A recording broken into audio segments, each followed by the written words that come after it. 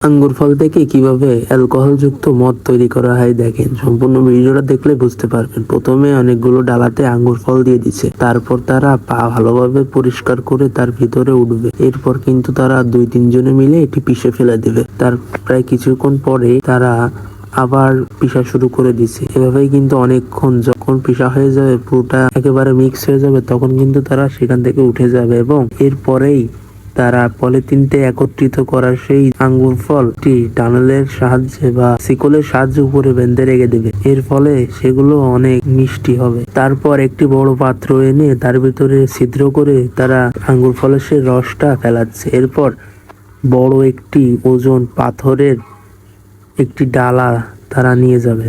এরপর কিন্তু তারা সেইখান থেকে ডালার ভিতরে সবকিছু ঢেলে দিবে।